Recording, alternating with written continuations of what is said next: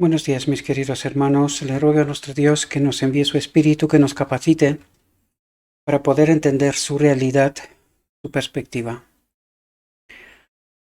Hoy, mis queridos hermanos, vamos a tratar una reflexión que es una obra maestra. No exagero en absoluto, es una obra maestra. Os ruego, mis queridos hermanos, que os acerquéis a este texto que hoy vamos a tratar de reflexionar sobre él y que tratéis de entenderlo en toda su profundidad. Cuando entenderemos este asunto bien, la venida de Cristo estará más cerca que nunca en la historia. Hoy la reflexión está titulada Peligro de ideas falsas sobre la justificación por la fe. Y vamos a entrar en el texto porque el texto es bastante extenso, porque este es el tema sobre los temas, ¿verdad? Y el gran tema no comprendido, ¿verdad? Por lo tanto, vamos a ver qué es lo que nuestro Dios trata de decirnos, a ver si podemos entender qué significa y qué es la justificación por la fe, la auténtica justificación por la fe. Dice, no podemos comprender que lo más costoso del mundo es el pecado. Cuando entendemos esta realidad, y le damos la importancia que realmente tiene, y fijaos porque voy a leer toda esta frase y vamos a comentarla después, ¿verdad? Dice, es a costa de la pureza de conciencia, ¿verdad? A costa de perder el favor de Dios y separar el alma de Él, y al final perder el cielo. El pecado de contrariar al Espíritu Santo de Dios y caminar en contra de Él ha costado a muchos la pérdida de su alma. Cuando leemos este texto, y vais a ver que lo que está diciendo aquí, al final también lo entenderéis. Pero cuando entendemos aquí, que porque en realidad nos manda directamente en Edén, ¿verdad? Por eso nos dice, no podemos comprender que lo más costoso del mundo es el pecado. Aquí tenemos que entender que un solo pecado ha cambiado la historia de la humanidad. Uno solo.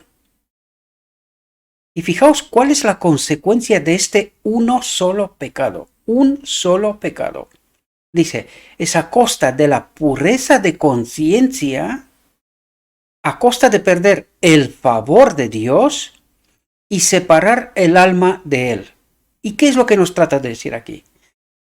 ¿Qué es la pureza de conciencia? ¿Qué es el favor de Dios?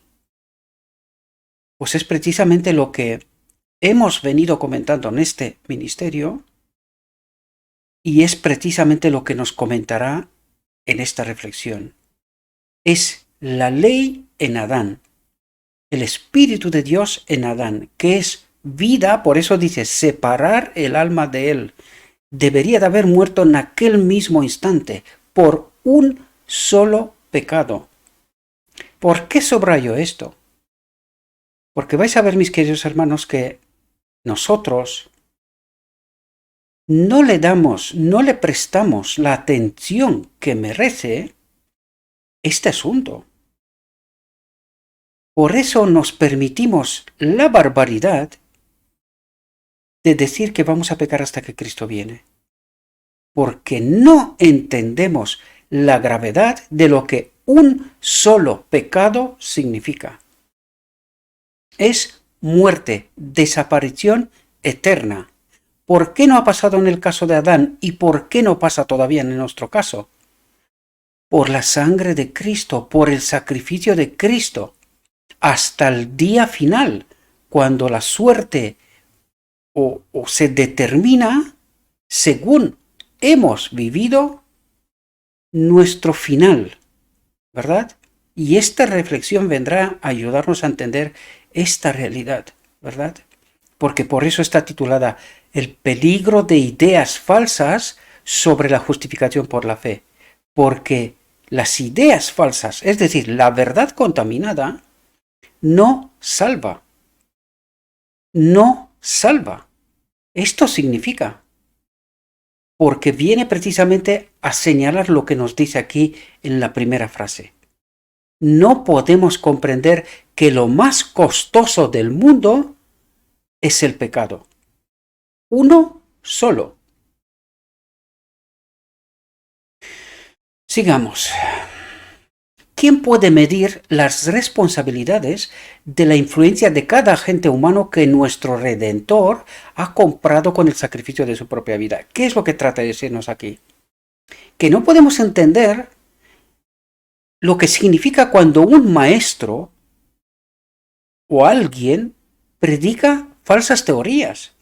Dice, ¿quién puede medir las responsabilidades de la influencia de cada agente humano, de cada ser humano que ministra la palabra de Dios, pero que no la entiende en toda su profundidad? Y dice, ¿quién puede medir esta responsabilidad? Y ahora nos dirá, solo Cristo puede medir esto, ¿verdad? ¿Quién puede medir las responsabilidades de la influencia de cada agente humano que nuestro Redentor ha comprado con el sacrificio de su propia vida? ¿Qué escena se presentará cuando se celebre el juicio y se abran los libros para testificar la salvación o la pérdida de todas las almas? ¿Por qué? Por la verdad contaminada, queridos. Por la misma razón por la cual Adán pecó. Por una verdad contaminada. Y en este caso pasará lo mismo. Esta es la obra del enemigo. Dice, se requerirá la decisión infalible de aquel que ha vivido en la humanidad. Ha amado a la humanidad. Ha dado su vida por la humanidad, para hacer la apropiación final de las recompensas a los justos leales y el castigo de los desobedientes, desleales e injustos. Al Hijo de Dios se le confía la medición completa de la acción y la responsabilidad de cada individuo. Para aquellos que han sido partícipes de los pecados de otros hombres, ¿qué quiere decir? Que han asumido estas verdades contaminadas, se han hecho partícipes del pecado de aquel hombre que predicó una verdad contaminada. Y así podemos entender la responsabilidad que tiene un ministro, un mensajero de Dios, cuando predica la palabra. ¿Qué importancia tiene que esta verdad sea sin contaminación? Y aquí nos dice, para aquellos que han sido partícipes de los pecados de otros hombres y han actuado en contra de la decisión de Dios, será una escena terriblemente solemne, dice. Por eso, mis queridos hermanos, todo este trabajo, y algunos piensan que yo me estoy alzando a mí, pero en realidad lo que trato de haceros entender, mis queridos hermanos, es qué importancia tiene un ministerio como este que predica la verdad, lo escrito está. Esto es sumamente importante, para mucha gente esto es aburrido. Yo lo veo y lo entiendo perfectamente, pero es que yo no trabajo para ver los resultados yo o recoger yo los resultados. Esta, tal como vamos a ver en esta reflexión, esta es la obra de Cristo. Y todo aquel que no entiende esto, está pecando contra Dios. Por lo tanto, yo no trabajo, me da igual que lo ve una sola persona o ninguna. Esto no me importa. Yo hago el trabajo, lo suelto en la red y luego Dios hará lo que tenga que hacer.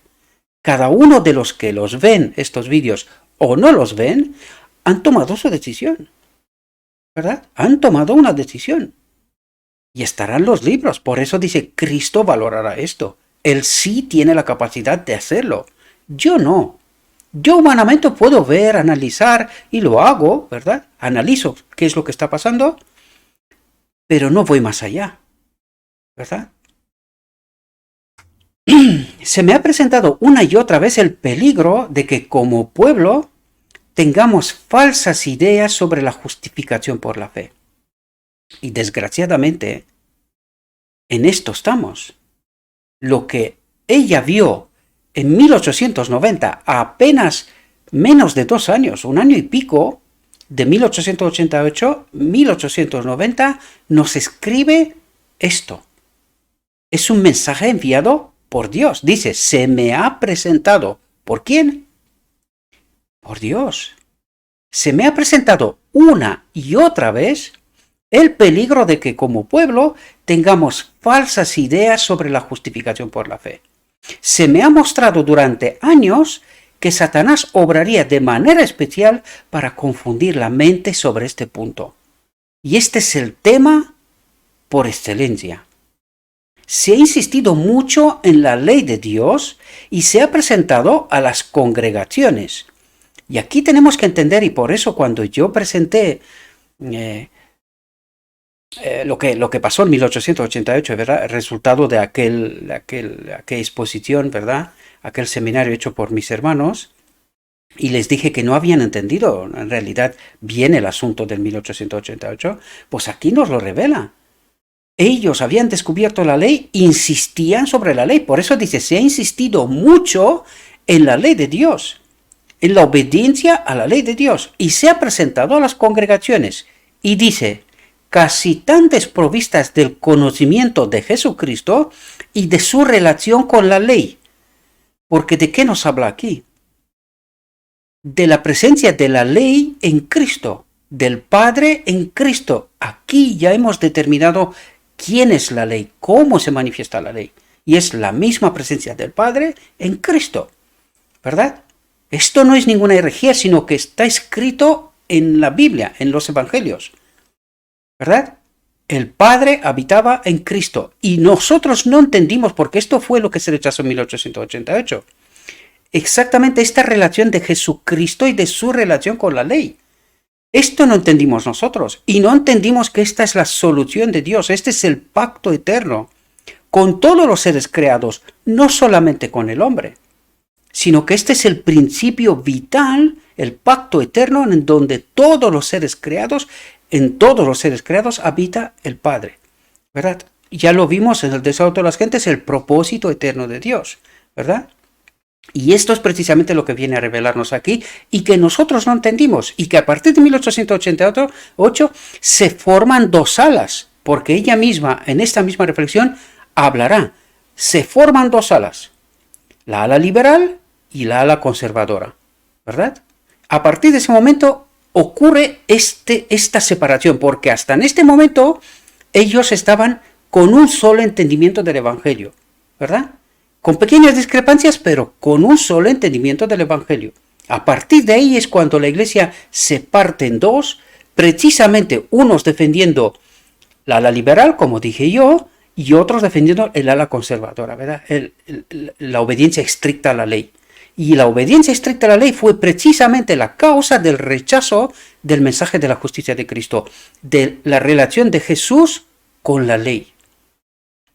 Como lo fue, dice, voy a leer el texto de nuevo porque después de los comentarios igual no se entiende bien. Dice, se ha insistido mucho en la ley de Dios y se ha presentado a las congregaciones casi tan desprovistas del conocimiento de Jesucristo y de su relación con la ley, como lo fue la ofrenda de Caín.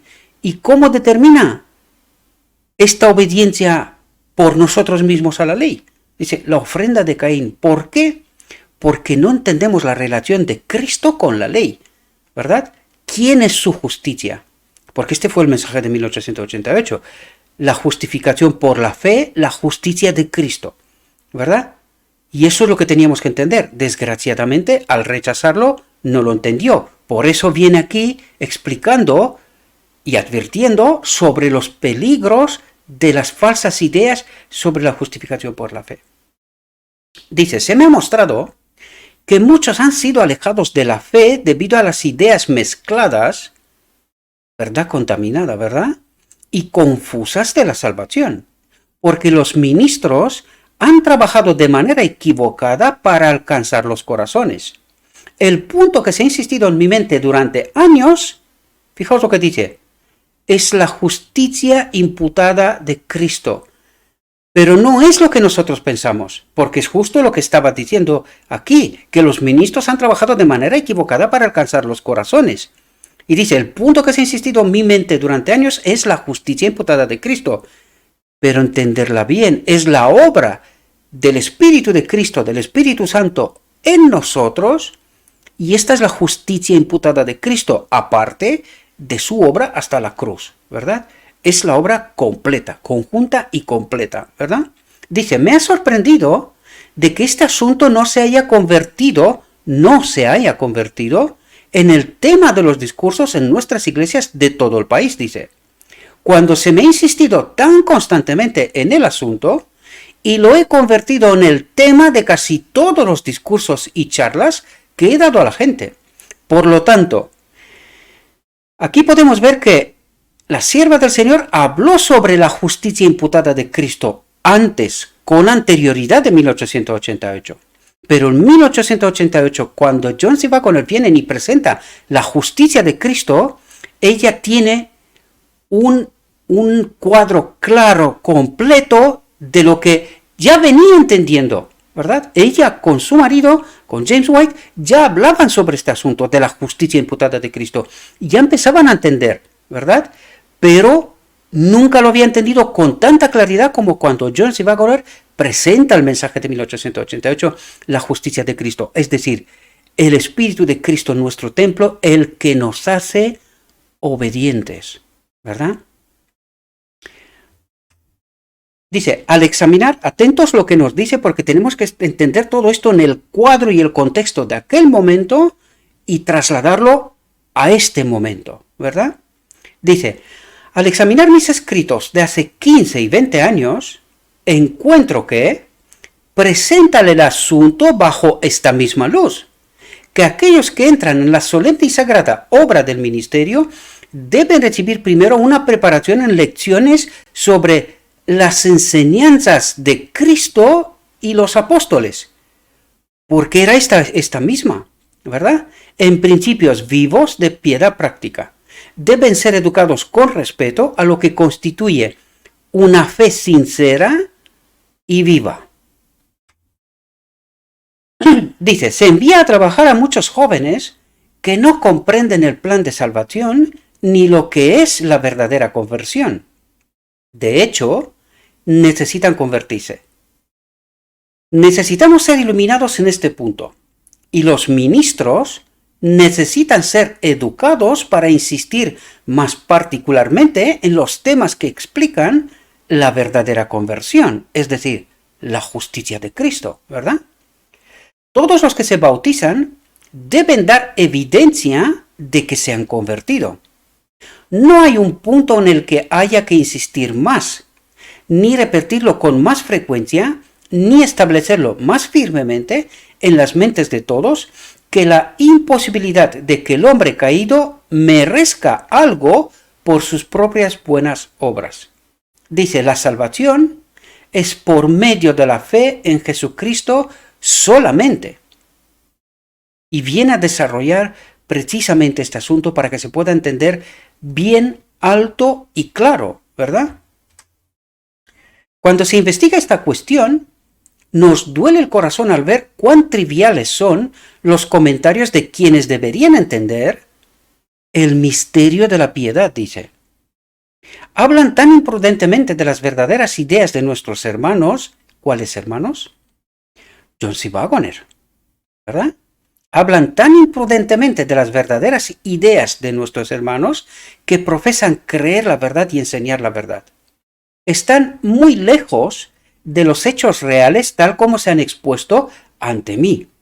El enemigo ha enredado tanto sus mentes en la niebla y la bruma de la terrenalidad, y parece estar tan arraigada en su entendimiento que se han convertido en una parte de su fe y su carácter. Solo una nueva conversión, fijaos lo que está diciendo sobre los diligentes, sobre aquellos que defendieron que no, que seremos santificados y salvos solamente debido a la obediencia estricta a la ley. Y este fue el punto clave de por qué se rechazó el mensaje, ¿verdad? Y fijaos lo que dice. Dice, solo una nueva conversión puede cambiarlos y hacer que abandonen esas falsas ideas, dice. Pues eso es justo lo que se me ha mostrado que son falsas ideas, es decir, la obediencia estricta a la ley. Y nos lo dirá a lo largo del texto también, ¿verdad?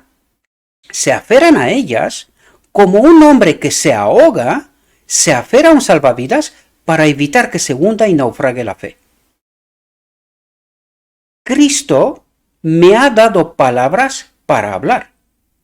Tenéis que nacer de nuevo, si no, no entraréis en el reino de los cielos. Y este fue el tema que lo habló Cristo con Nicodemo, si recordáis, ¿verdad? Por lo tanto, aquí el Señor, porque por eso dice, Cristo me ha dado palabras para hablar. ¿Y qué es lo que apunta?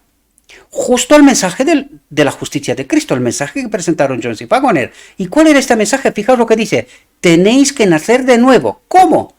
En el Espíritu. Si no, no entraréis en el reino de los cielos. Por lo tanto, ¿cómo de importante es este mensaje? ¿Cómo de relevante es este mensaje y entender esta justificación por la fe a través de la justicia de Cristo? Pues aquí dice, si no lo entendemos, no entraréis en el reino de los cielos.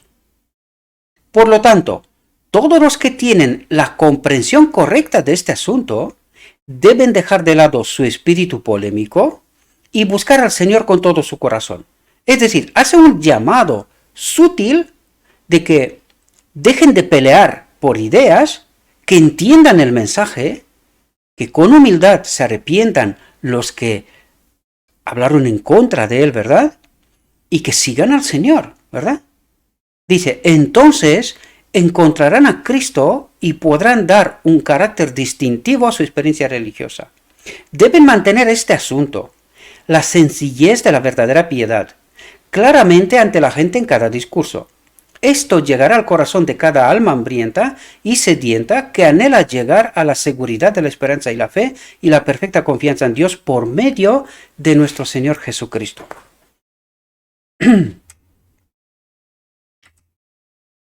Dejemos claro que no es posible efectuar nada en nuestra posición ante Dios o en el don de Dios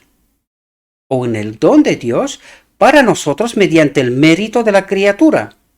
Si la fe y las obras compran el don de la salvación para alguien, entonces el Creador está bajo la obligación de la criatura. Aquí hay una oportunidad para que la falsedad sea aceptada como verdad. Si cualquier hombre puede merecer la salvación por cualquier cosa que haga, entonces está en la misma posición que el católico para hacer penitencia por sus pecados. La salvación entonces es en parte una deuda que puede ser ganada como salario. Si el hombre no puede, por ninguna de sus buenas obras, merecer la salvación, entonces debe ser totalmente de gracia, recibida por el hombre como pecador, porque recibe y cree en Jesús. ¿Qué es lo que trata de decir? Hermanos, no podemos hacer nada, pero que nada en términos absolutos para nuestra salvación. De ninguna manera, nada. Y eso es lo que dice como consecuencia, dice, entonces debe ser totalmente de gracia, es un regalo de Dios, ¿verdad? Recibido por el hombre como pecador, porque recibe y cree en Jesús. Dice, es totalmente un don gratuito. La justificación por la fe está más allá de toda controversia. Y toda esta controversia se termina tan pronto como se resuelve el asunto de que los méritos del hombre caído en sus buenas obras nunca pueden procurarle la vida eterna. Es decir, nosotros lo único que podemos hacer es aceptar este don gratuito, la salvación, ¿verdad? Es un don, un regalo de Dios, ¿verdad? La luz que me ha dado Dios pone este importante tema por encima de cualquier duda en mi mente. La justificación es enteramente de gracia y no se obtiene por ninguna obra que el hombre caído pueda hacer. El asunto ha sido presentado ante mí en líneas claras, que si el hombre rico tiene dinero y posesiones y hace una ofrenda de los mismos al Señor, las ideas falsas vienen a estropear la ofrenda por el pensamiento de que ha merecido el favor de Dios, que el Señor está bajo la obligación de considerarlo con un favor especial a causa de este regalo. Y precisamente este pensamiento es la causa por la cual Cristo dice, ningún hombre rico o difícilmente un hombre rico podría entrar en el reino de Dios. ¿Por qué? Porque el hombre piensa porque él está haciendo alguna ofrenda o participa de alguna manera en la obra, él es merecedor de algo. Y esto es falso en términos absolutos, ¿verdad? Se ha educado muy poco en líneas claras sobre este punto. El Señor ha prestado al hombre, y atentos a lo que dice aquí, porque necesitamos entender en toda profundidad este asunto, mis queridos hermanos, porque esta idea está flotando en medio de la iglesia, ¿verdad? Que porque nosotros participamos o que hacemos algo, somos merecedores de algo. Merecemos la salvación o merecemos algo, sea lo que sea. Esto es diabólico. Esto no es de Dios. Y ahora viene a explicárnoslo en detalle. Por eso os pido atención para que podamos entender con todo lujo de detalle cuál es el tema en discusión, queridos. ¿Entendéis? Fijaos lo que dice aquí. Se ha educado muy poco en líneas claras sobre este punto. El Señor ha prestado al hombre sus propios bienes en fideicomiso. Es decir, lo ha hecho gestor de todo lo que tengo yo. Dios me ha hecho gestor de todo lo que tengo, que supuestamente es mío. En realidad le pertenece a Dios y yo solo soy un administrador, ¿verdad? Por lo tanto, todo lo que tengo, y vais a ver, hasta el aire que respiro, pertenece a Dios. Yo solo soy un administrador en nombre de Dios, ¿verdad? Dice, el Señor ha prestado al hombre sus propios bienes en fideicomiso, medios que exige que les sean devueltos cuando su providencia lo signifique y la edificación de su causa lo exija. Es decir, cuando Dios dice, hay una necesidad y yo tengo con qué aportar a esta necesidad y no lo hago, tengo un problema, porque estoy reteniendo algo que no me pertenece, le pertenece a Él. Espero que podamos entender muy bien esto, y esto sé que es un problema porque lo veo, que cada vez que trato esto, lo veo en las redes, el descontento, ¿verdad? Y por eso decía yo antes, este pensamiento está flotando en medio de la iglesia, porque hay un evangelio de la prosperidad. Dios te bendice porque tú eres algo, o haces algo, o participas de algo. ¡Qué error, queridos! ¡Qué error! El Señor dio el intelecto. Él dio la salud y la capacidad de reunir ganancias terrenales. Él creó las cosas de la tierra. Él manifiesta su poder divino para desarrollar todas sus riquezas. Son sus frutos de su propia labranza, dice. Labranza. Él dio el sol, las nubes, las lluvias para hacer florecer la vegetación. Como siervos empleados por Dios, recogisteis su cosecha. Dice, como siervos empleados por Dios, recogisteis su cosecha para utilizar lo que vuestras necesidades requerían de forma económica y mantener el equilibrio para la llamada de Dios, dice, en medio de su pueblo, mantener el equilibrio, dice, que no haya pobres y ricos, sino que haya un equilibrio en el pueblo de Dios, ¿verdad? Para que no haya injusticia. Espero que podamos entender la profundidad de lo que trata de decirnos, ¿verdad? Puedes decir con David, porque todo viene de ti y de lo tuyo te hemos dado. Así que la satisfacción del mérito de la criatura no puede consistir en devolver al Señor lo suyo, pues siempre fue de su propiedad para que lo usara como Él, en su providencia, lo dispusiera. Por lo tanto, ¿qué estoy aportando yo? Nada, solo soy un administrador fiel y cuando Dios dispone, pues yo actúo. Punto. ¿Y dónde está mi mérito en esto? Pues vais a ver que no lo está. No hay mérito nuestro. Por la rebelión y la apostasía, el hombre perdió el favor de Dios. perdió la conexión con Dios, ¿verdad? Fijaos lo que dice, no sus derechos, porque esto no era un derecho del hombre, sino era un favor de Dios. Cuando Adán se desconectó de Dios, no perdió un derecho, sino rompió la relación con Dios, rompió este favor de Dios, ¿verdad? Dice, por la rebelión y la apostasía, el hombre perdió el favor de Dios, no sus derechos, pues no podía tener ningún valor sino en la medida en que estaba investido en el amado Hijo de Dios, ¿verdad? Este punto debe ser entendido, dice. Perdió los privilegios que Dios, en su misericordia, le presentó como un don gratuito, un tesoro en fideicomiso, para ser usado para promover su causa y su gloria, para beneficiar a los seres que había hecho.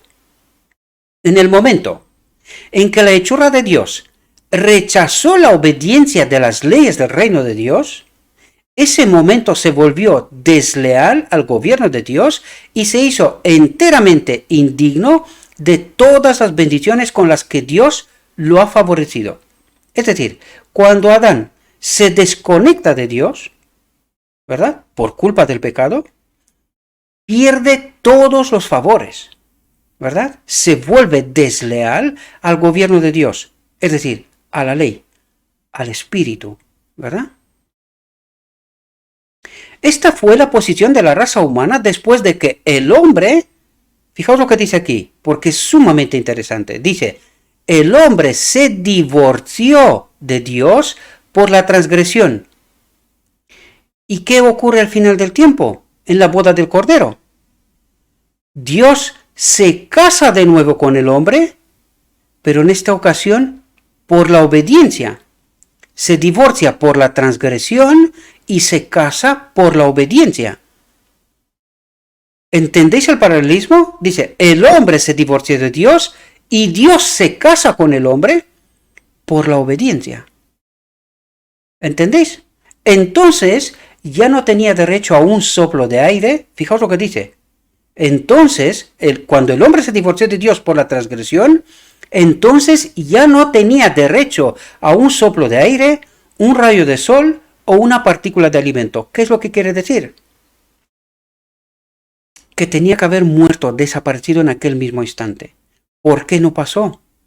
Por el sacrificio de Cristo desde la fundación del mundo, ¿verdad?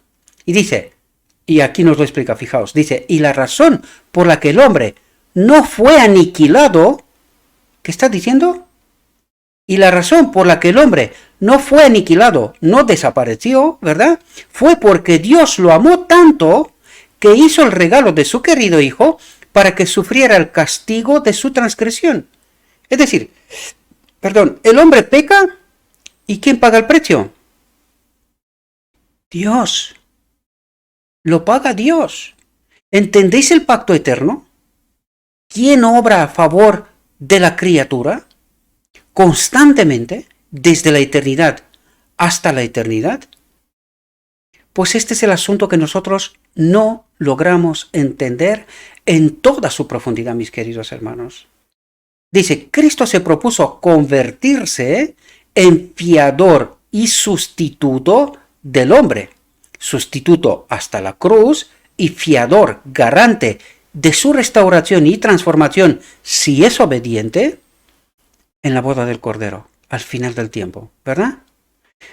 Para que éste, por una gracia incomparable, tuviera otra prueba, ¿entendéis? ¿Y por qué es necesaria la prueba? Justo por lo que os dije antes.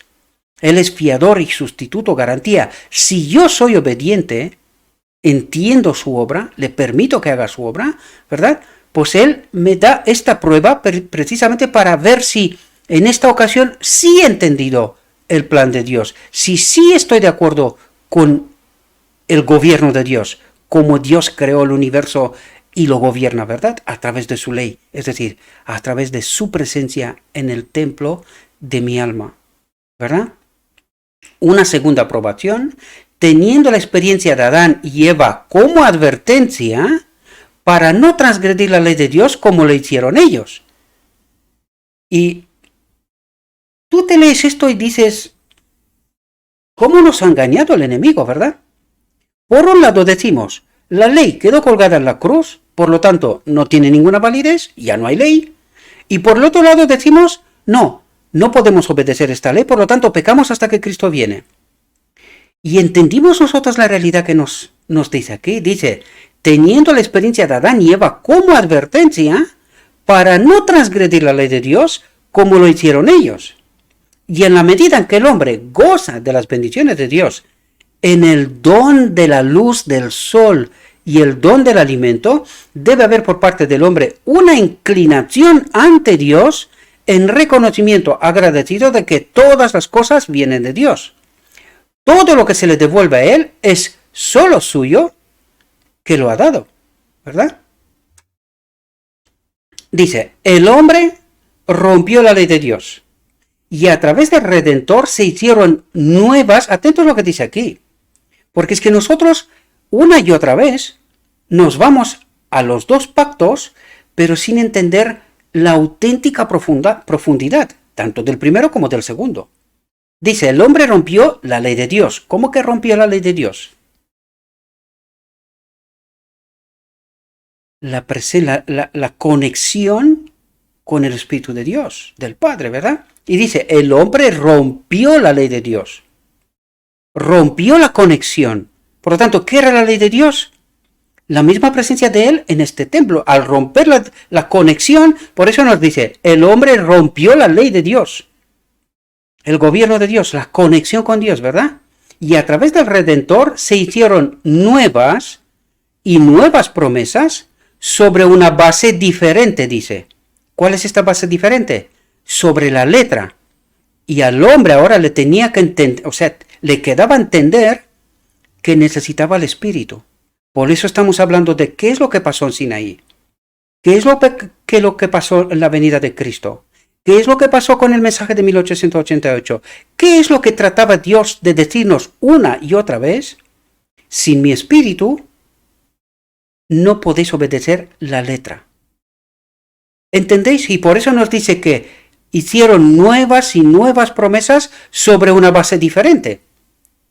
Porque la auténtica base es la misma presencia de Dios en este templo. Este es el pacto eterno y que no se puede cambiar. La ley en nosotros, la vida de Dios en nosotros. Este es el auténtico pacto eterno. Y esto es lo que trata de hacernos entender y que nos cuesta tanto, ¿verdad? Nos cuesta asumir y entender esta realidad. Dice, todas las bendiciones deben venir a través de un mediador. Ya no podíamos tener conexión directa con el Padre.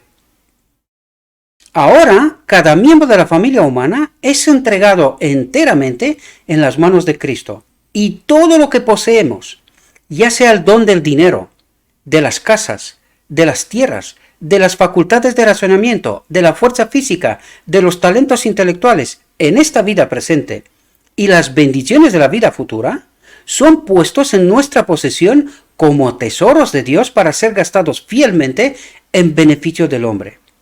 Todo don está estampado con la cruz y lleva la imagen y la inscripción de Jesucristo. Todas las cosas vienen de Dios. Desde los beneficios más pequeños hasta la bendición más grande, todo fluye a través del único canal, una mediación sobrehumana rociada con la sangre que tiene un valor más allá de toda estimación porque fue la vida de Dios en su Hijo. Y aquí nos habla del Espíritu Santo en realidad, del Espíritu de Cristo, ¿verdad? ¿Qué es lo que pasó en la encarnación? Dios se hizo hombre. ¿Y qué pasó con esta naturaleza divina, exclusivamente divina de Cristo? Pues quedó como el Espíritu de Dios, el Consolador, ¿verdad? Es Cristo en espíritu. La vida multiforme de Cristo, ¿verdad?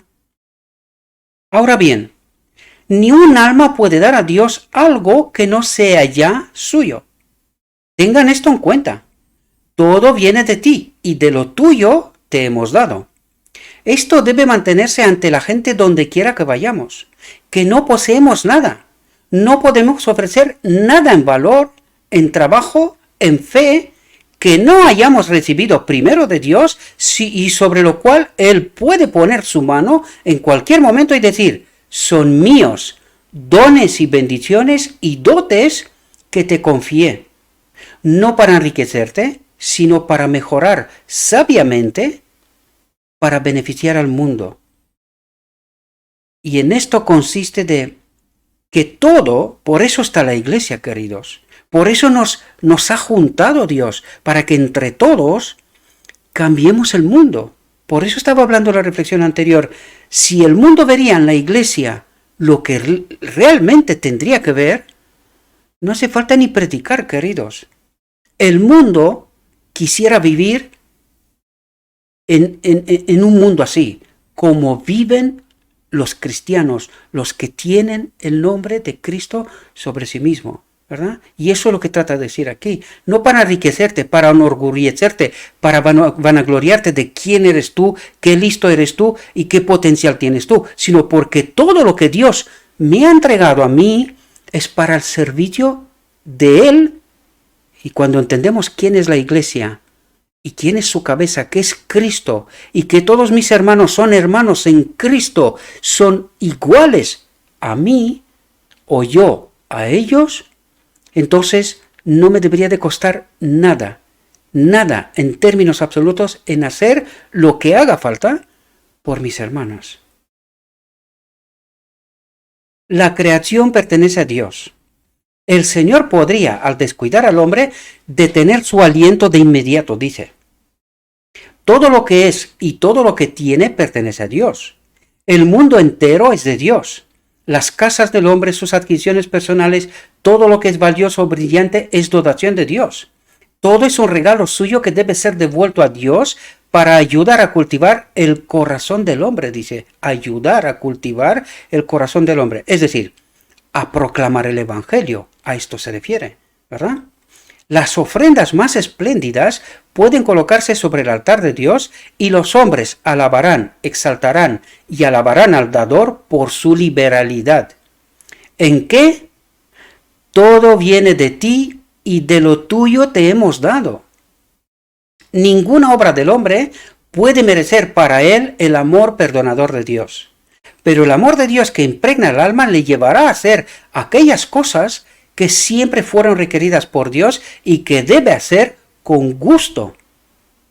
Porque cuando conoces a Dios, cuando entiendes su reino, cuando entiendes su forma de gobierno, solo puedes amarlo. Y si no has llegado a esta conclusión, no le has conocido. Solo ha hecho lo que el deber le exigía siempre. Obediencia, sometimiento, abnegación, ¿verdad?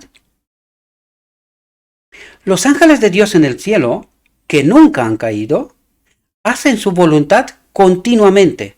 ¿La voluntad de quién? De Dios.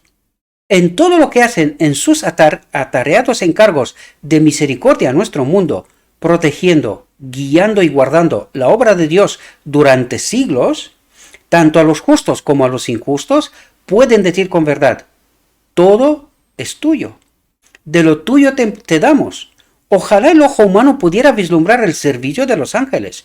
Ojalá que la imaginación pudiera captar y detenerse en el rico y glorioso servicio de los ángeles de Dios y en los conflictos en los que se empeñan en favor de los hombres para protegerlos, guiarlos, ganarlos y sacarlos de las trampas de Satanás.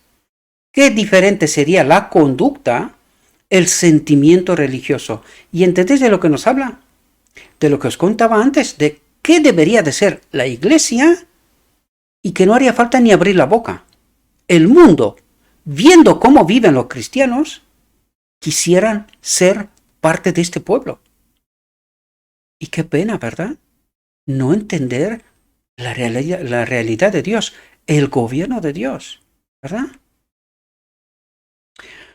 Los mortales pueden entrar en discusiones defendiendo enérgicamente el mérito de la criatura, y cada hombre se esfuerza por la supremacía. ¿Y cuál es el espíritu cuando esto ocurre? Cuando mi pelea es ser visible, que me vean, que me conozcan, que sepan que yo soy y cómo soy yo de listo, ¿verdad? O de preparado, o de rico, o de guapo, o de lo que fuera, ¿verdad? Y cada hombre se esfuerza por la supremacía, pero simplemente no saben que todo el tiempo, en principio y carácter, están tergiversando la verdad tal como es en Jesús. ¿Y qué es eso? Porque estuve pensando estos días, digo, estoy hablando tanto, utilizando y utiliza tanto esta expresión, digo, ¿qué es lo que quiere decir? ¿Qué es la verdad tal como es en Jesús? La misma presencia del Espíritu de Dios. Dios es la verdad. Pues la verdad tal como es en Jesús es su misma presencia. En realidad, ¿verdad? Dice, están en una niebla de desconcierto. Necesitan el amor divino de Dios representado por el oro probado en el fuego. Necesitan las blancas vestiduras del carácter puro de Cristo y necesitan el corrillo celestial para poder discernir con asombro la absoluta inutilidad de los méritos de las criaturas para ganar el salario de la vida eterna. Dice la absoluta inutilidad de los méritos de las criaturas para ganar el salario de la vida eterna. Puede haber un fervor de trabajo y un afecto intenso, un logro elevado y noble del intelecto, una amplitud de entendimiento y la más humilde abnegación de sí mismo, puestos a los pies de nuestro Redentor. Pero fijaos lo que dice, pero no hay ni una pizca más que la gracia y el talento dados primero por Dios. Por lo tanto, si algo soy, es Él en mí, no soy yo. No debe darse nada menos de lo que el deber prescribe, y no puede darse ni una pizca más de lo que primero han recibido. Y todo debe ser puesto sobre el fuego de la justicia de Cristo.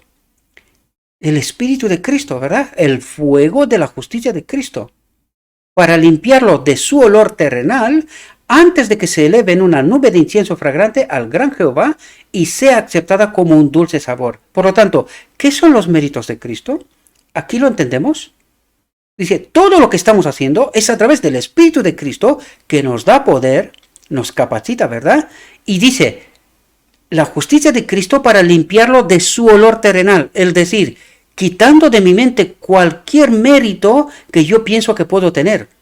Y esto es limpiarlo de su olor terrenal antes de que se eleve en una nube de incienso fragante al gran Jehová y sea aceptada como un dulce sabor. Es decir, que sea aceptada como una obra de Cristo a través de mí, ¿verdad?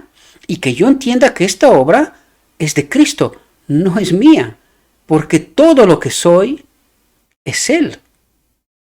¿Entendemos?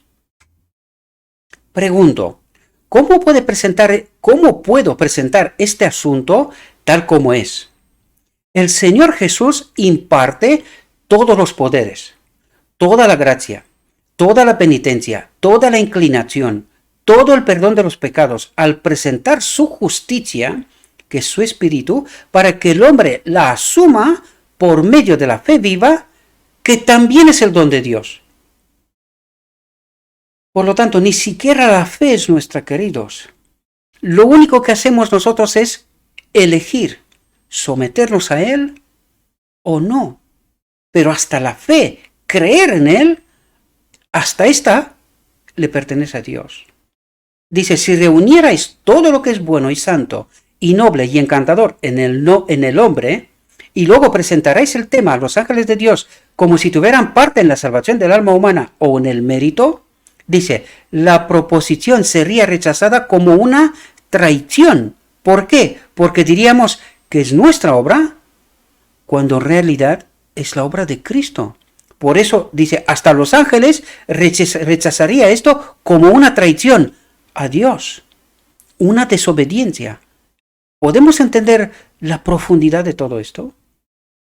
Dice, estando en la presencia de su Creador y mirando a la gloria insuperable que envuelve su persona, están mirando al Cordero de Dios entregado desde la fundación del mundo a una vida de humillación para ser, atentos a lo que dice aquí, para ser rechazado por los hombres pecadores, para ser despreciado, para ser crucificado. ¿quién puede medir la infinidad del sacrificio?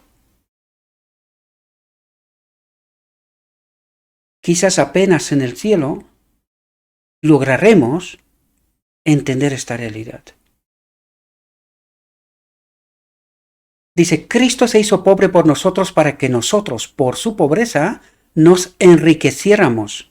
¿De qué? De Él. Y cualquier obra que el hombre puede rendir a Dios será mucho menos que la nada. Es decir, no es nada, solo hago lo que debo. Solo hago lo que debo. Y todo lo que hago es a través de Cristo. Si no es así, es traición contra Dios. Cuando lograremos entender esta profunda realidad, nuestra vida debería de cambiar, mis queridos hermanos. Mis peticiones se hacen aceptables solo porque se apoyan en la justicia de Cristo, en la sangre de Cristo, en su sacrificio redentor. Solamente por eso nos escucha, porque si no, no estaríamos escuchando. Bueno, no tendría que escuchar, en realidad estaríamos desaparecidos, ¿verdad? La idea de hacer algo para merecer la gracia del perdón es una falacia de principio a fin. ¿Entendemos esta profunda realidad? La idea de hacer algo para merecer la gracia del perdón es una falacia de principio a fin.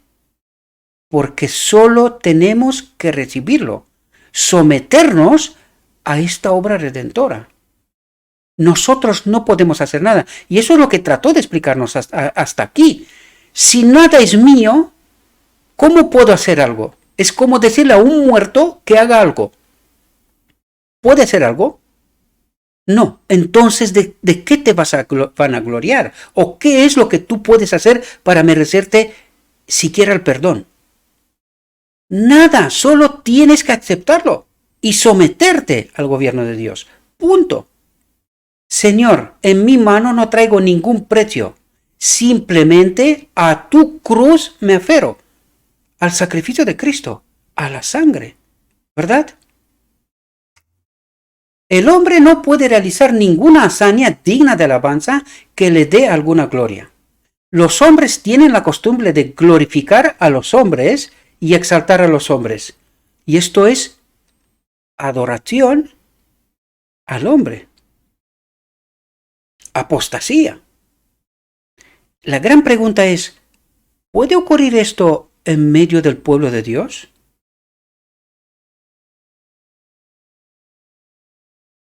Pensémonos profundamente, mis queridos hermanos, porque no es cosa baladí.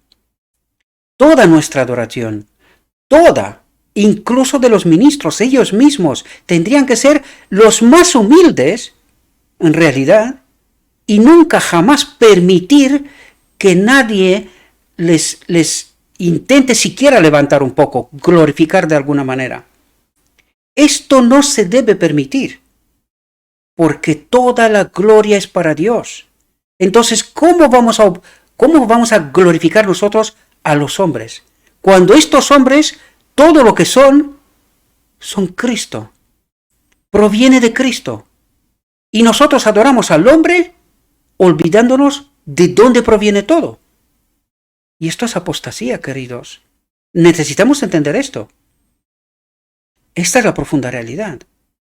Y cuando escucháis a alguien que dice, no, me tenéis que escuchar a mí, que yo soy. ¿Qué eres, pobre alma muerta? ¿Qué eres? Solo Cristo es. Yo no soy nada.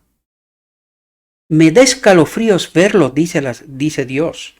Me da escalofríos verlo o oírlo, pues se me han revelado no pocos casos en los que la vida hogareña y la obra interior de los corazones de estos miembros, de estos hombres que se les glorifica, ¿verdad?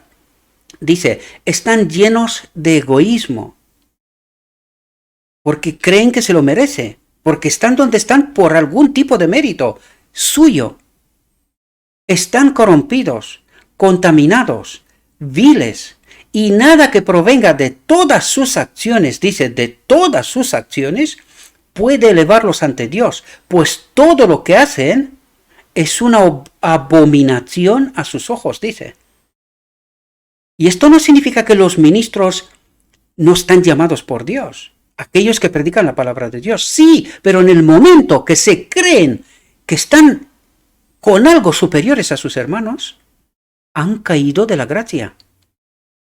Dios los ve como una abominación a sus ojos, porque han dejado de creer que es Cristo en ellos el que obra y cree que son ellos algo y merecedores de algo. Este es el fondo del asunto y esto es lo que trata de decirnos. Por eso no podemos adorar a nadie, ni nadie que realmente sirve a Dios permite que se le adore o se le glorifique, aunque sea con unas pobres palabras. Nunca, jamás debemos de hacer esto, porque toda la gloria le pertenece a Dios. Él lo es todo. Cuando entendemos el pacto eterno, entendemos, Él es todo en mí. Sin Él no existo. Soy muerto. No puede haber una verdadera conversión sin la renuncia al pecado. ¿Hemos escuchado esto? No puede haber una verdadera conversión sin la renuncia al pecado. Y no se discierne el carácter agravante del pecado. Por lo tanto, todos aquellos que predican y creen que van a pecar hasta que Cristo viene, no le conocen. Y yo me pondría a temblar. Si Cristo no me conoce, no existo. Anda mi nombre que soy vivo, pero en realidad soy muerto. Ay de mi alma. Con una agudeza de percepción nunca alcanzada por la vista mortal, los ángeles de Dios disciernen que los seres obstaculizados por influencias corruptoras, con almas y manos impuras, están decidiendo su destino para la eternidad. Y sin embargo, muchos tienen poco sentido de lo que constituye el pecado y el remedio. Obedecen a estos hombres, glorifican a estos hombres y no conocen a Cristo. Por eso están en esta condición. Oímos predicar tantas cosas con respecto a la conversión del alma que no son la verdad. Los hombres son educados para pensar que si un hombre se arrepiente, será perdonado, suponiendo que el arrepentimiento es el camino, la puerta hacia el cielo. Yo no sé si detectáis aquí lo fino que es el asunto. Dice, porque yo me arrepiento, ¿verdad? Soy merecedor de algo. Y que a través del arrepentimiento soy salvo. ¿Y qué es lo que está diciendo aquí? Que estamos profundamente equivocados cuando pensamos en esto. Porque la puerta, el camino, la puerta hacia el cielo, ¿quién es? Es Cristo, no el arrepentimiento. No, querido. Tú, incluso arrepentiéndote, no mereces nada. Si no es Cristo, no sirve. Ni siquiera esto. Por lo tanto, no sé si os dais cuenta de lo fino que es todo este asunto, mis queridos hermanos, y lo que significa, porque no ha dejado de hablarnos de la justificación por la fe constantemente, y de los errores que podamos creer que somos justificados por alguna razón, sea la que sea. Espero que podamos entender lo que trata Dios de decirnos, mis queridos hermanos. Espero que podamos entender. Y cuando tomas esta regla de medir y la aplicas al pueblo de Dios o a uno mismo,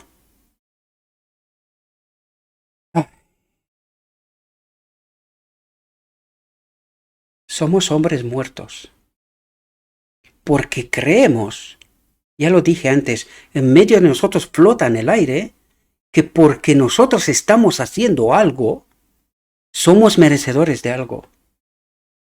y no hemos entendido la justificación por la fe auténtica, la justicia de Cristo, Cristo en mí, que lo es todo.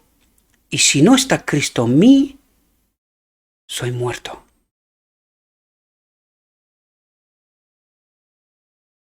Oímos predicar tantas cosas con respecto a la conversión del alma que no son la verdad.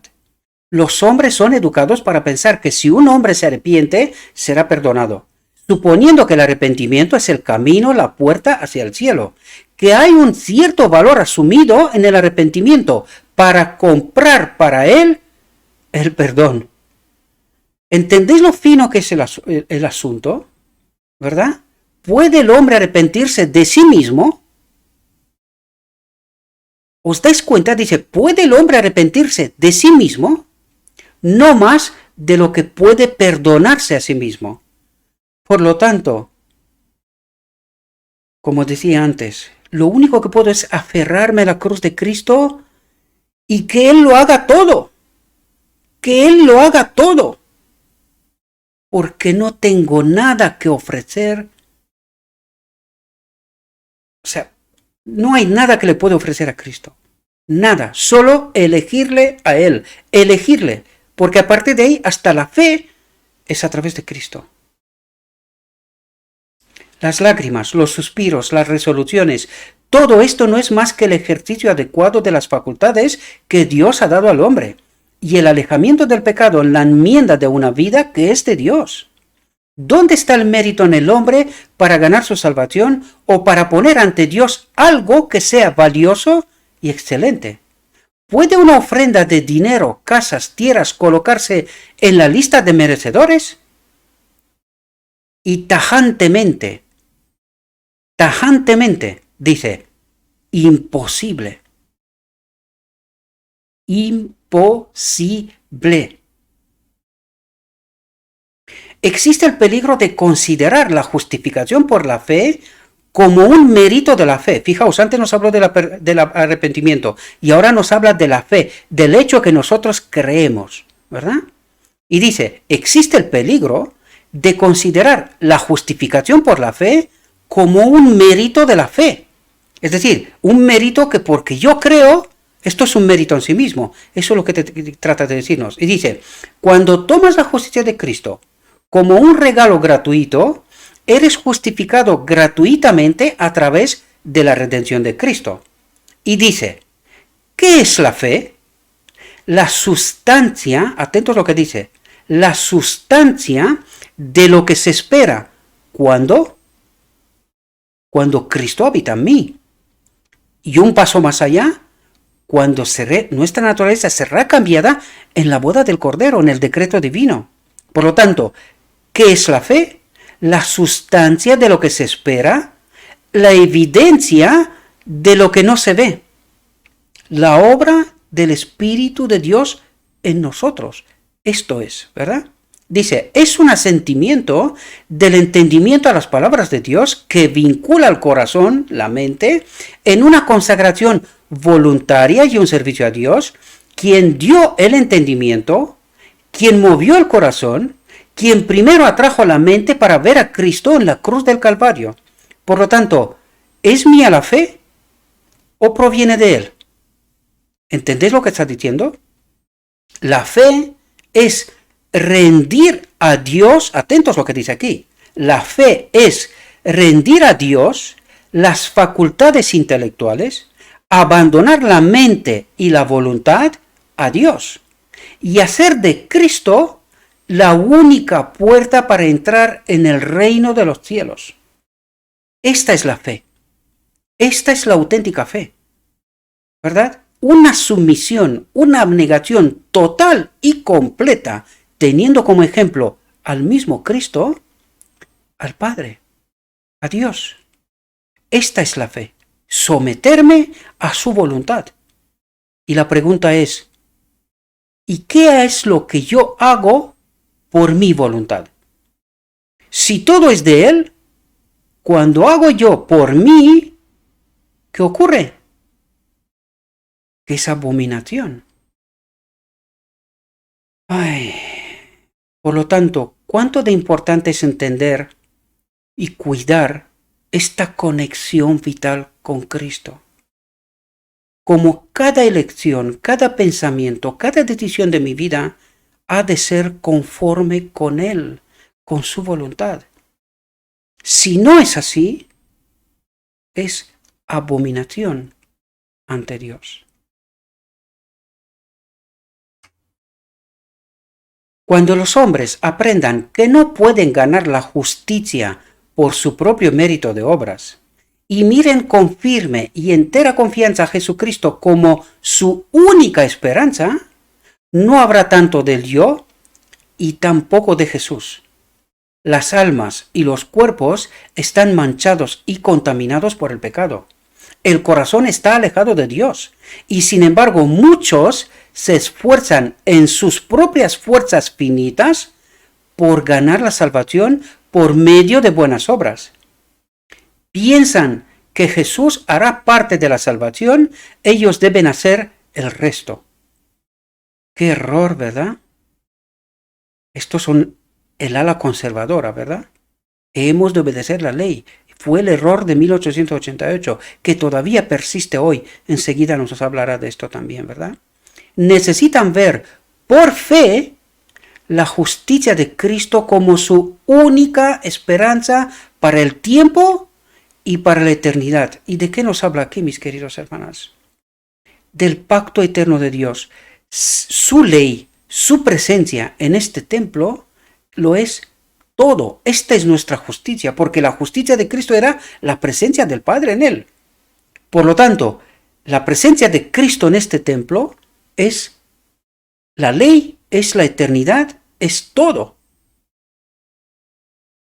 Y cuando entendemos esto, ¿qué es lo que yo puedo hacer para merecer algo? Nada. Solo he de someterme, aceptar el gobierno de Dios, su obra, su justicia. Dios ha dado a los hombres facultades y capacidades. Dios trabaja y coopera con los dones que ha impartido al hombre, y el hombre, al ser partícipe de la naturaleza divina y hacer la obra de Cristo, puede ser un vencedor y ganar la vida eterna. ¿Ahora entendéis cómo funciona el mecanismo? Fijaos lo que dice. Dios ha dado a los hombres facultades y capacidades. Dios trabaja y coopera con los dones que ha impartido al hombre. ¿Quién los ha impartido? Dios. Y el hombre, al ser partícipe de la naturaleza divina de su espíritu y hacer la obra de Cristo, puede ser un vencedor y ganar la vida eterna. Por lo tanto, si tenemos al Espíritu de Cristo, seremos vencedores, ganadores. Si no lo tenemos, hay de nosotros, para no decir otra cosa, ¿verdad? El Señor, fijaos lo que dice aquí, el Señor no se propone hacer la obra para la que ha dado poderes al hombre. La parte del hombre debe ser hecha. Y aquí nos habla de la cooperación, ¿verdad? Y nos dice que hay una parte que en esta obra el hombre puede hacer, que es elegirle a él, ¿verdad? Debe ser un obrero junto con Dios, uniéndose a Cristo, aprendiendo su mansedumbre, su humildad. Dios es el poder que todo lo controla. ¿Y entendéis lo que significa sometimiento? Lo que significa mansedumbre y humildad. Estar pendiente del Espíritu de Dios en todo momento y no obrar contrario a su voluntad, ¿verdad? Dice, Él otorga los dones, el hombre los recibe y actúa con el poder de la gracia, con el Espíritu de Cristo, como un agente vivo, dice. ¿Por qué es un agente vivo? ¿Por qué? Porque Cristo habita en él. ¿Entendéis? Y no es un agente vivo cuando el Espíritu de Cristo no habita en él, ¿verdad? Dice, vosotros sois labradores de Dios. El corazón debe ser trabajado, sometido arado, sembrado, para dar su cosecha a Dios haciendo obras. Vosotros sois el edificio de Dios. No puedes construirte a ti mismo. Hay un poder fuera de ti que debe hacer la construcción de la iglesia, poniendo ladrillo sobre ladrillo, siempre cooperando con las facultades y poderes dados por Dios al hombre. El Redentor debe encontrar un hogar en su edificio. Dios trabaja y el hombre trabaja. Es necesario que haya una recepción continua de los dones de Dios para que haya una entrega tan libre de estos dones, es decir, esta interdependencia, ¿verdad? Esta conexión vital. Es un continuo recibir y luego restaurar. El Señor ha provisto que el alma reciba el alimento de Él para ser repartido de nuevo en la realización de sus propósitos.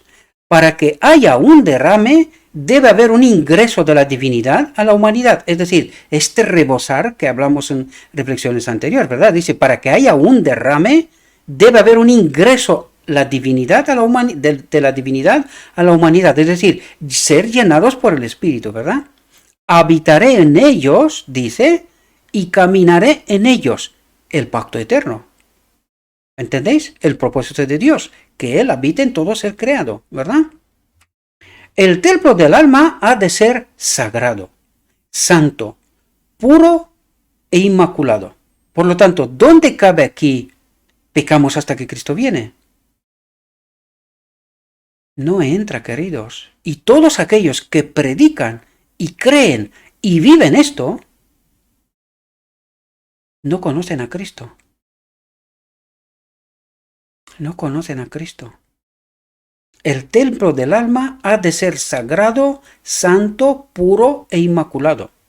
Debe haber una coparticipación en la que todo el poder es de Dios y toda la gloria pertenece a Dios. La responsabilidad recae en nosotros. ¿Por qué? Porque la elección siempre es mía. Y solamente dice, debe haber una coparticipación en la que todo el poder es de Dios y toda la gloria pertenece a Dios. Pero para que haya coparticipación, ¿qué significa esto? Que yo tengo que elegirle a Él. Y si no lo elijo, no hay coparticipación, ¿verdad? Por eso dice, la responsabilidad recae en nosotros. Porque soy yo el que tiene que elegirle a Él. Soy yo el que se tiene que someter a Él para que todo su poder obre en mí y a través de mí, ¿verdad? Debemos recibir en los pensamientos y en los sentimientos para dar en la expresión. La ley de la acción humana y divina hace del receptor un trabajador junto a Dios. Lleva al hombre donde puede, unido a la divinidad, trabajar las obras de Dios. La humanidad toca a la humanidad, es decir, la humanidad de Cristo toca mi humanidad, ¿verdad? Porque ¿quién mejor que Él puede entender mi condición? Solo Él, ¿verdad? El poder divino y la agencia humana combinados serán un éxito completo, pues la justicia de Cristo lo logra todo, el Espíritu de Cristo lo logra todo. ¿Entendemos? La razón por la que tantos fracasan en ser obreros exitosos es que actúan como si Dios dependiera de ellos y deben sugerir a Dios lo que Él decida hacer con ellos, en lugar de que ellos dependan de Dios. ¿Entendéis? Dejan de lado el poder sobrenatural y no hacen la obra sobrenatural. Es decir, en realidad, no han entendido el mensaje de 1888. Al rechazarlo, no han entendido. Y esto es lo que trata de decirnos. Que en lugar de estar nosotros cuidando esta conexión con el Espíritu de Dios, toda elección, toda decisión de mi vida, ¿verdad? Yo espero que Él haga cosas, ¿verdad? Porque eso dice, la razón por la que tantos fracasan en ser obreros exitosos es que actúan como si Dios dependiera de ellos. Y deben sugerir a Dios lo que Él decida hacer con ellos, en lugar de que ellos dependan de Dios. Es decir, yo elijo, actúo y pretendo que Dios obre según lo que yo quiero, lo que yo deseo, cuando en realidad es al revés, ¿verdad? Creo que al principio me expliqué un poco confuso. ¿verdad? Por lo tanto, dejan de lado el poder sobrenatural, dejan de estar pendientes de Dios, de su espíritu, y no hacen la obra sobrenatural. ¿Y qué es lo que hacen? Su obra sin Cristo. ¿Entendéis? Dependen todo el tiempo de sus propios poderes humanos y de los de sus hermanos. Son estrechos en sí mismos y siempre están juzgando según su finita comprensión humana. Necesitan ser elevados porque no tienen poder de lo alto. Actúan sin Cristo. Esto es lo que trata de decirnos. Dios nos da cuerpos, fuerza de cerebro, tiempo y oportunidad para trabajar. Se requiere que todo sea puesto a contribución, a disposición de Dios, ¿verdad? Que todo sea puesto a disposición de Dios. Lo que hablamos al principio, todo lo que tengo, todo lo que es de Él. Es Él el que me da todo, ¿verdad? Por lo tanto, he de ponerlo todo a su disposición, a su contribución. Con la humanidad y la divinidad combinadas, se puede realizar una obra tan duradera como la eternidad. Cuando los hombres piensan que el Señor se ha equivocado en sus casos individuales y designan su propia obra, se encontrarán con una decepción. Es decir, están esperando que otros hagan la obra que en realidad Dios me ha asignado a mí. Y yo digo, no, que lo haga otro, porque es que yo no sé cómo, no puedo, no tal. Cuando digo esto, es porque no estoy combinado, ¿verdad? Con la humanidad y la divinidad combinadas se puede realizar una obra tan duradera como la eternidad. ¿Hay algún otro tipo de condición aquí? ¿Más que estar conectados con Cristo? Ninguna, por lo tanto, ¿puedo yo decir que no puedo? Pues no, porque si lo digo es porque no creo que Dios puede obrar a través de mí lo que sea. ¿Entendemos? Por gracia sois salvos por medio de la fe, y esto no de vosotros, pues es don de Dios. Aquí hay una verdad que revelará el tema a tu mente si no la cierras a los rayos de luz. La vida eterna es un don infinito. ¿De qué nos habla? De la ley, de la misma presencia del Padre en nuestro templo, ¿verdad? El pacto eterno. Por eso dice, la vida eterna es un don infinito. El don que Adán perdió en Edén, ¿verdad? Esto lo coloca fuera de la posibilidad de que la ganemos, porque es infinita. Es decir, es el mismo Dios en este templo, ¿verdad? Tiene que ser necesariamente un regalo. Como un regalo debe ser recibido por la fe. Y la gratitud y la alabanza se ofrecen a Dios, al Padre, ¿verdad? La fe sólida no llevará a nadie al fanatismo ni a actuar como un siervo perezoso, es decir, a los extremos, ni fanáticos ni perezosos, ¿verdad? Sino siempre en un sendero de equilibrio, ¿verdad? Es el poder embrujador de Satanás el que lleva a los hombres a mirarse a sí mismos, en lugar de mirar a Jesús. La justicia de Cristo debe ir delante de nosotros si la gloria del Señor se convierte en nuestra recompensa. Si hacemos la voluntad de Dios, podemos aceptar grandes bendiciones como un don gratuito de Dios, pero no por ningún mérito en nosotros. Esto no tiene ningún valor. Haced la obra de Cristo, y honraréis a Dios, y saldréis más que vencedores por medio de aquel que nos amó y dio su vida por nosotros para que tuviéramos vida y salvación en Jesucristo. Aquí no sé si os dais cuenta, así en un segundo plano, si os dais cuenta, lo que está diciendo que es que uno cuando se abandona a sí mismo, está atento a la obra de Dios en mí y a través de mí, todo lo que Dios me da, ¿verdad? Teniendo en cuenta que yo no tengo ningún valor, ni un mérito, ni nada por estilo, entonces yo, al someterme a Dios, Dios me bendice, porque eso es lo que dice, podemos aceptar grandes bendiciones como un don gratuito de Dios, pero no por ningún mérito en nosotros, ¿verdad? No porque yo lo merezco, sino porque Dios ha decidido que a través de mí quiere hacer una obra. Por lo tanto, ¿qué es lo que tengo que hacer yo? Someterme y cumplir con el deseo de Dios, ¿verdad? Entender. Por lo tanto, puedo llegar a ser rico, es un don de Dios. Pero ¿cuál es el propósito? Es un propósito egoísta tener la mayor casa, el mejor coche, los mejores trajes, aparecer así en medio de mis hermanos y diciendo, ay, soy humilde, yo soy un siervo de Cristo como tú. pero no miro a mi alrededor, ¿verdad? Soy insensible con mis hermanos, no procuro que mis hermanos prosperen igual que yo, ¿verdad? Porque, ¿qué es lo que tengo que hacer yo? Si realmente mi hermano ¿es mi hermano igual que yo o es mi hermano el que no se merece? Este es el tonto del fondo, ¿verdad? Este no, ¿verdad? ¿Esto es ser hermano? ¿Esto es amar incondicionalmente? ¿Esto es servir? Esto ya me coloca por encima, por lo tanto, ¿qué es lo que creo? Que tengo algún mérito. ¿Y qué es esto? Apostasía de la fe, ¿no? Espero que podamos entender todas esas sutilezas, mis queridos hermanos, porque esto está en medio del pueblo de Dios, ni se entera. No se entera. Mucha gente dice, no, si yo no soy rico. ¿Tienes más de lo que necesitas? Para vivir el día a día, ¿tienes más? Porque Dios dijo, del día de mañana no te preocupes. Hoy es el día, ¿verdad? Por lo tanto, si tengo más, ya soy rico. De esto se trata, mis queridos hermanos, ¿verdad?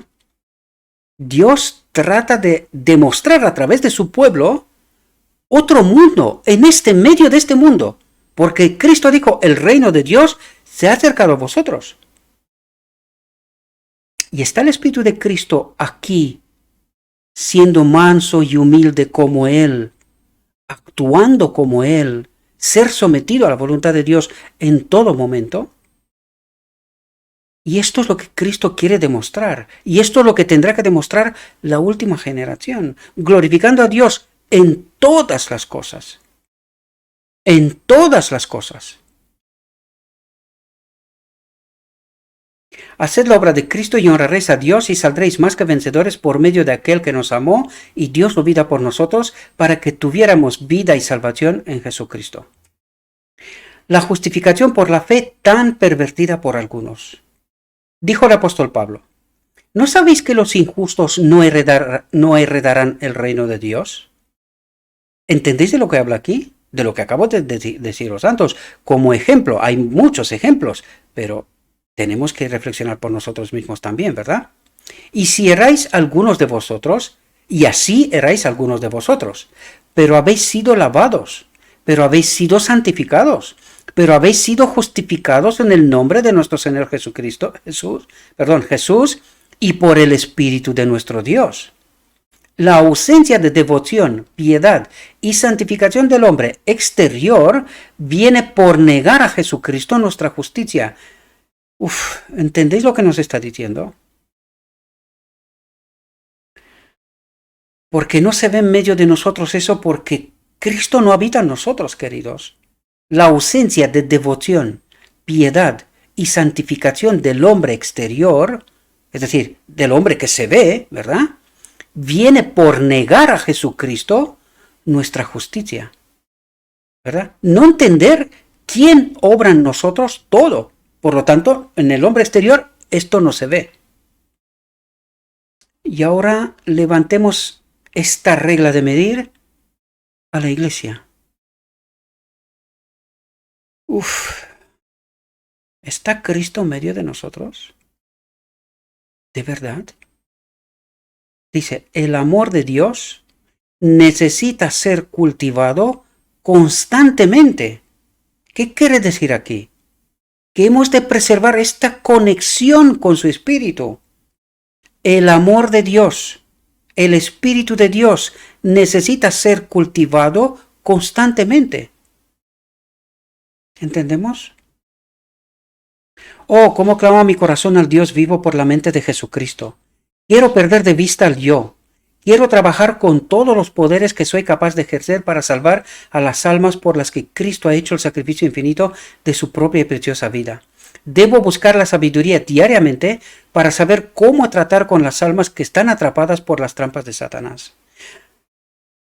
Hay muchas almas descarriadas y bien amadas que podemos ganar de nuevo para Dios si estamos imbuidos del Espíritu de Cristo. El Señor las ama a pesar de sus pecados y locuras.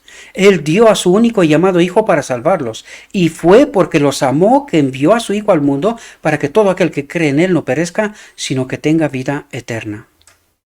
Debo mantenerme siempre cerca de Jesucristo para ser constantemente partícipe de la naturaleza divina y tener un profundo interés personal en aquellos que una vez fueron mis mejores amigos, pero que en tiempos de tentación han levantado sus talones contra mí.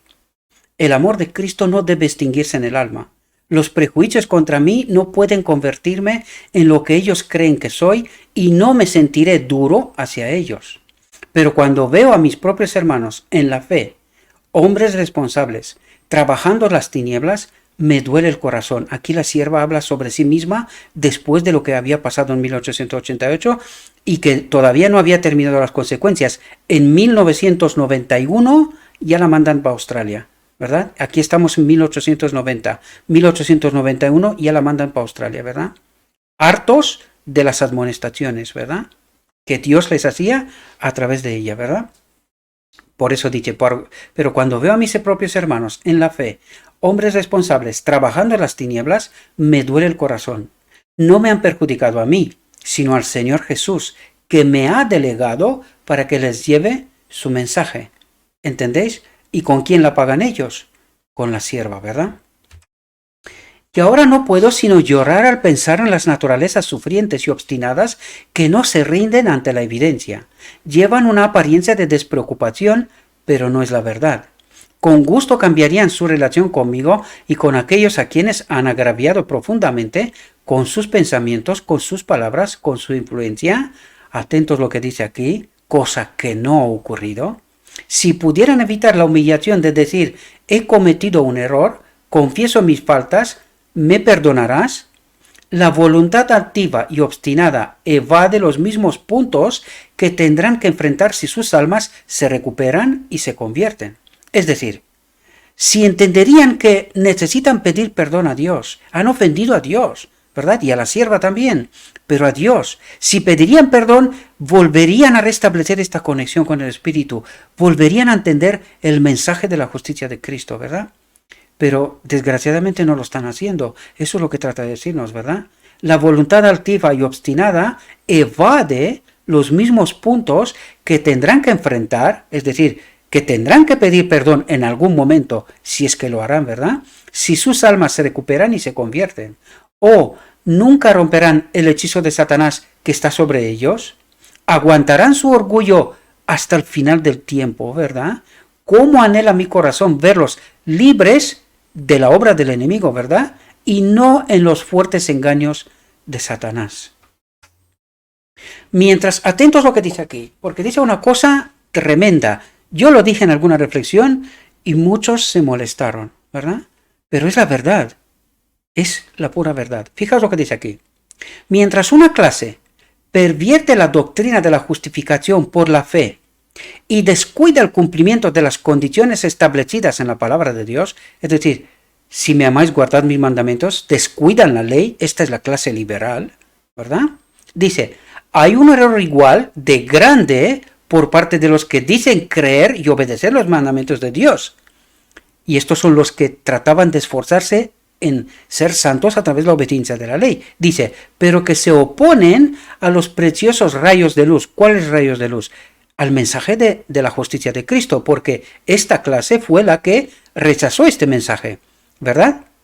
Dice, hay un error igual de grande por parte de los que dicen creer y obedecer los mandamientos de Dios, pero que se oponen a los preciosos rayos de luz, nuevos para ellos, dice, reflejados desde la cruz del Calvario, que era que la justicia de Cristo, ¿verdad? La primera clase no ve, por eso lo he destacado, no ve las cosas maravillosas de la ley de Dios. Estos son los liberales, ¿verdad? Para todos los que son hacedores de su palabra. Los otros, la clase conservadora, se burlan de las trivialidades y descuidan los asuntos más importantes y la misericordia y el amor de Dios, es decir, la justicia de Cristo, su Espíritu en nosotros, que es el que cumple la ley, ¿verdad?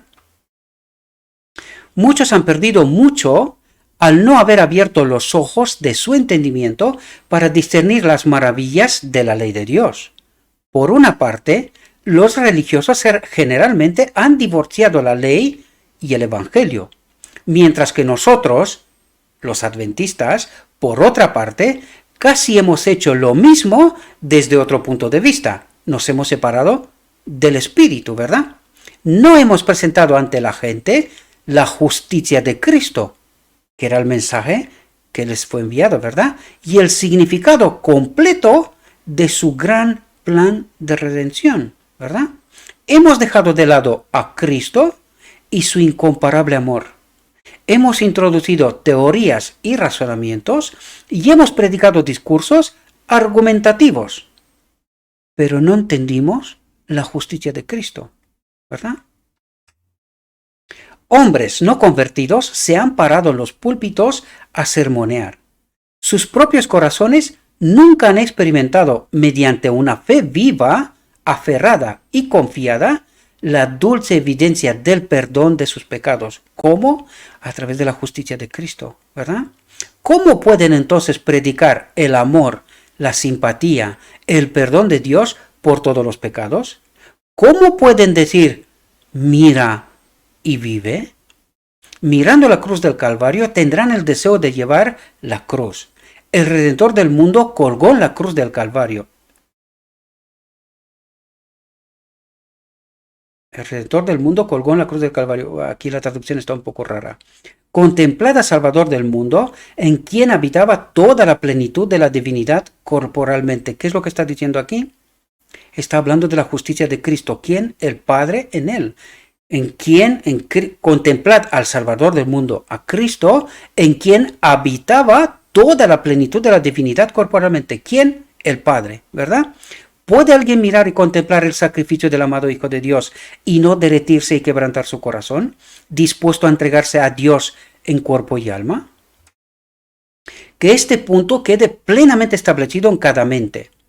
Si aceptamos a Cristo como Redentor, debemos aceptarlo como gobernante. Es decir, si aceptamos el sacrificio de Cristo, hemos de aceptar también su espíritu en este templo como gobernante. Eso es lo que trata de decir. No podemos tener la seguridad y la perfecta confianza en Cristo como nuestro Salvador hasta que lo reconozcamos como nuestro Rey y seamos obedientes a sus mandamientos.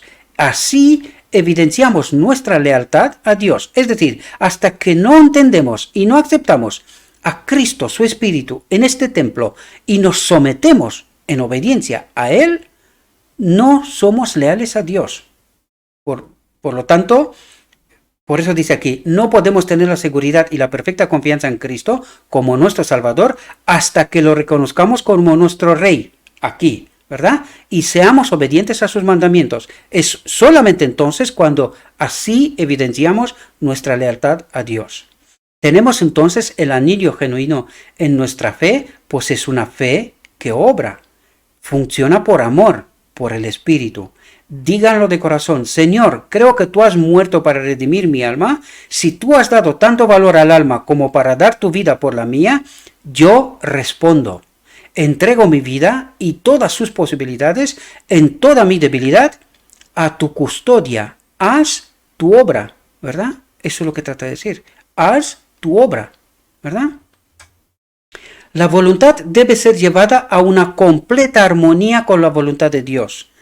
Y esto es lo que nos cuesta, ¿verdad? Cuando esto se hace, ningún rayo de luz que brille en el corazón y en las cámaras de la mente será resistido. Esto cuesta entenderlo, esta conexión, esta obediencia, esta abnegación, este sometimiento al Espíritu, ¿verdad? El alma no se atrincherará con prejuicios, llamando a la luz oscuridad y a la oscuridad luz. La luz del cielo es bienvenida, como luz que llena todas las cámaras del alma. Esto es hacer melodía a Dios, ¿verdad? La voluntad de Dios, alabar a Dios, ¿verdad? ¿Cuánto creemos de corazón? Acércate a Dios, y Dios se acercará a ti. Esto significa estar mucho con el Señor en la oración, hablando, ¿verdad? Cuando los que se han educado en el escepticismo y han acariciado la incredulidad, entretejiendo dudas cuestionadoras en su experiencia, están bajo la convicción del Espíritu de Dios, ven que es su deber personal confesar su incredulidad. Abren sus corazones para aceptar la luz que se les envía y se lanzan por fe sobre la línea del pecado a la justicia, de la duda a la fe. Se consagran sin reservas a Dios para seguir su luz en lugar de las chispas de su propio fuego. A medida que mantengan su consagración, verán aumentar la luz, el entendimiento, ¿verdad? Y ésta seguirá creciendo cada vez más hasta el día perfecto, hasta que llega la boda del Cordero, ¿verdad? La incredulidad que se abriga en el alma tiene un poder embrujador, dice. Las semillas de la duda que han estado sembrando producirán su cosecha, pero deben seguir desenterrando toda raíz de incredulidad. Cuando estas plantas venenosas son arrancadas, dejan de crecer por falta de alimento en la palabra y en la acción. El alma debe tener las preciosas plantas de la fe y el amor puestas en el suelo del corazón y entronizadas allí. Y aquí termina en realidad la reflexión de hoy. Pero he añadido 2 párrafos más para que podamos entender de qué trató de hablarnos en toda esta reflexión, ¿verdad? Profundizar un poquito más, ¿verdad? Fijaos lo que nos dice. Que todos los que afirman creer que el Señor vendrá pronto, escudriñen las Escrituras como nunca antes. Porque Satanás está decidido a probar todas las artimañas posibles para mantener a las almas en la oscuridad y cegar la mente a los peligros de los tiempos en que vivimos. Que todo creyente tome su Biblia con ferviente oración para que sea iluminado por el Espíritu Santo en cuanto a la verdad, a fin de conocer más a Dios y a Jesucristo, a quien Él ha enviado. Buscad la verdad como si fuera un tesoro escondido, y decepcionad al enemigo. El tiempo de la prueba está a punto de llegar. Atentos a lo que dice aquí. Pues el fuerte grito del tercer ángel ya ha comenzado en la revelación de la justicia de Cristo. Es decir, en el mensaje que fue dado en 1888. Por lo tanto, dice, pues el fuerte grito del tercer ángel ya ha comenzado. ¿Cuándo? Desde entonces, en la revelación de la justicia de Cristo, el Redentor que perdona los pecados. Este es el comienzo de la luz del ángel cuya gloria llenará toda la tierra. Es decir, este mensaje de la justicia de Cristo es el mensaje que hemos de dar al mundo. Es el mensaje del tercer ángel, que dice que empezó en aquel momento y que este es el comienzo de la luz del ángel en aquel momento, cuya gloria llenará toda la tierra. Por lo tanto, este mensaje de la justicia de Cristo es el mensaje que se ha de dar al mundo. Todo lo que tratamos en este ministerio es precisamente este asunto. Es tratar de entender esto. Es llenar la tierra con la gloria de Dios, ¿verdad? Porque es la obra de todo aquel a quien ha llegado el mensaje de advertencia, elevar a Jesús, presentarlo al mundo como relevado en los tipos, como sombra en los símbolos, como manifestado en las revelaciones de los profetas, como desvelado en las lecciones dadas a sus discípulos y en los maravillosos milagros realizados para los hijos de los hombres. Escudriñar las Escrituras, porque ellas son las que dan testimonio de él. Atentos a lo que dice aquí. Dice, si queréis resistir el tiempo de angustia, por eso digo, estad atentos porque esto es sumamente importante y va con nosotros. Y este es el mensaje del que nos hablo, porque este es un párrafo seguido, ¿verdad?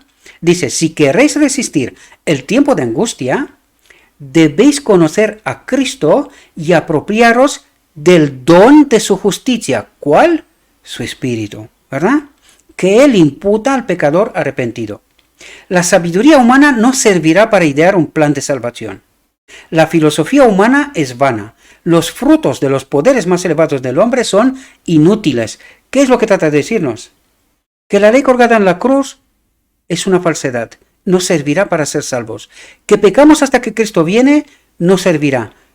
Porque no seremos salvos así, ¿verdad? Dice, la filosofía humana es vana. Los frutos de los poderes más elevados del hombre son inútiles. Aparte del gran plan del Maestro. ¿Cuál es? El don de su justicia, el que es todo para nosotros, ¿verdad? Dice, aparte del gran plan maestro divino, ninguna gloria ha de recaer en el hombre. Toda la ayuda y la gloria humanas están en el polvo, porque la verdad, tal como está en Jesús, es el único agente disponible por el que el hombre puede ser salvado. ¿Qué es lo que está hablando aquí? La verdad, tal como es en Jesús, es el único agente disponible. ¿Qué es? El Espíritu de Dios, el Consolador, ¿verdad? El Espíritu de Cristo, si queremos decir, ¿verdad? Fijaos lo que dice aquí. El hombre tiene el privilegio de conectarse con Cristo. Y entonces lo divino y lo humano se combinan. Y en esta unión debe descansar únicamente la esperanza del hombre. Es decir, si no estamos unidos con Cristo y que Él haga su obra en nosotros, esta, dice, es la única esperanza del hombre. Y si no lo estamos conectados, estamos sin esperanza. Es decir, no somos salvos, ¿verdad? Porque es cuando el Espíritu de Dios toca el alma que los poderes del alma se avivan y el hombre se convierte en una nueva criatura en Cristo Jesús. Es decir, Él cambia nuestra mente, nuestro carácter. Somos otro hombre, nueva criatura, ¿verdad? Y es así como el Padre aceptará la obra de Cristo hecha a mí y entraré en la boda del Cordero, y en la boda del Cordero se dará el decreto divino y mi naturaleza será exaltada, cambiada, restaurada a la perfección original, a la creación original, ¿verdad? Él se manifestó para sacar a la luz la vida y la inmortalidad. Dice, las palabras que os hablo son espíritu y son vida. ¿Entendéis? El salmista declara, la entrada de tus palabras alumbra, da entendimiento a los simples. Bien, mis queridos hermanos, esta creo que ha sido una de las más largas exposiciones que he podido hacer, no tanto de tiempo, sino como de texto, de entendimiento, y creo que es una de las más profundas. Espero que os pueda ayudar tanto como me ayudó a mí, ¿verdad? Espero que podáis entender cuál es la auténtica justificación por la fe. Mejor que aquí, difícilmente lo podremos entender, ¿verdad? Mejor que nos lo ha explicado, es difícil entenderlo. Por eso os ruego, mis queridos hermanos, acérquese al texto, estúdienlo en profundidad, traten de entender lo que Dios trata de decirnos. Y una vez que entendemos esta realidad, hagamos nuestra elección, proclamemos, seamos parte de los 144.000 que proclaman el mensaje del tercer ángel, la justicia de Cristo. Ya lo vimos, por eso os puse el texto, para que podamos entender la importancia de este mensaje y terminemos la obra, queridos. Dios espera un pueblo que glorifique su nombre, que lo justifique, ¿verdad? Le ruego a nuestro Dios que nos envíe su Espíritu, que nos capacite, que nos ayude a entender su mensaje, su verdad, su realidad. Y os deseo, mis queridos hermanos, que tengáis un próspero día y que en todo lo que os he dicho, os lo he dicho en nombre de Cristo Jesús. Amén.